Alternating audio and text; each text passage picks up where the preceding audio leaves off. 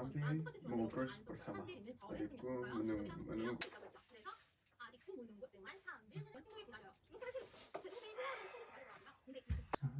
Dia berbicara. Saya bermain tenis.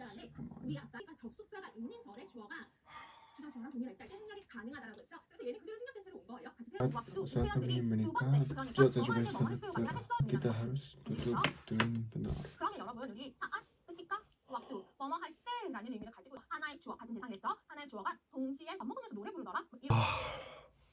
그냥 글로만 배우니까 너무 어렵고 감이 잘 안 잡히네.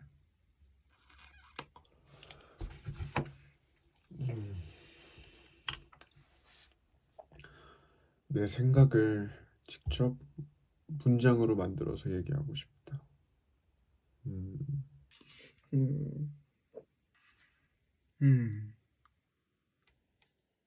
그래, 하면 되잖아. Aktingnya memalukan sekali. Mohon maaf.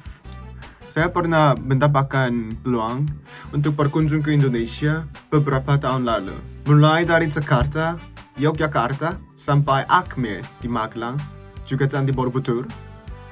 Saat itu, saya jatuh cinta pada negara Indonesia. Terus, saya sangat ingin memahami negara ini lebih dalam dan mulailah belajar bahasa Indonesia. Tetapi, saya belajar bahasa Indonesia hanya dari kenangan yang sudah berlalu. Hal itu sulit sekali. Terus, meskipun saya sudah belajar dengan waktu yang lama, tetapi tetap saja tidak ada perubahan signifikan dalam bahasa Indonesia saya. Jadi, saya perlu motivasi lain. Akhirnya, keputusan saya adalah membuat YouTube ini untuk komunikasi dengan orang Indonesia. Ketika saya menggunakan bahasa Indonesia untuk berkomunikasi dan berinteraksi dengan orang lain, hal itu membuat saya bisa merasakan perasaan lawan bicara. Hal itu membuat keinginan saya menjadi lebih besar dalam berbahasa Indonesia.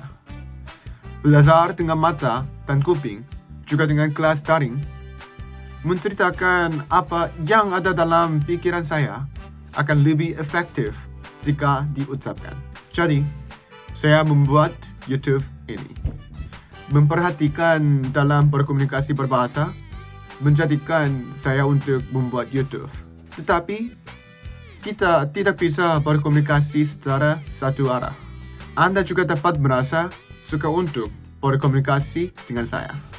Jadi, saya ingin dekat dengan kalian sebagai orang Korea yang mencintai negara Indonesia. Melalui YouTube saya mau memperlihatkan kamu. 1. Orang Korea yang suka bernyanyi. Saya sudah punya peluang yang bernyanyi di Acme. Saya sangat ingin bernyanyi naik bahasa Indonesia. Menerjemahkan lagu Korea ke bahasa Indonesia atau menyanyi lagu Indonesia yang terkenal. Untuk mencapai sasaran saya mau rajin belajar bahasa Indonesia dengan kalian. Minta membantu saya, minta tolong. Saya mau menyiapkan lagu lagi.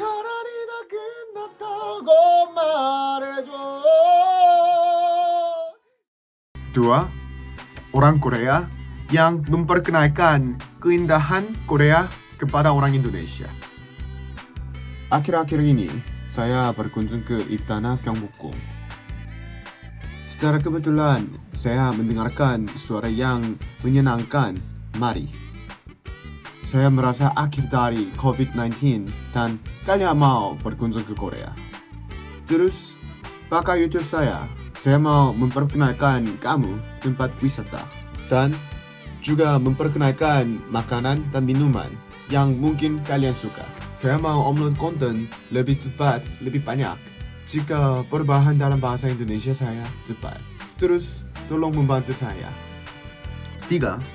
Orang Korea yang dapat menjawab pertanyaan orang Indonesia tentang Korea. Saya mau rajin belajar untuk komunikasi lancar dengan kalian. Mohon bersama-sama dengan perubahan dalam bahasa Indonesia saya. 4. Orang Korea memperkenalkan kultur Korea. Saya mau memperlihatkan sehari saya, tetapi saya bilang kultur. Saya sangat suka berpengalaman berbagai-bagai.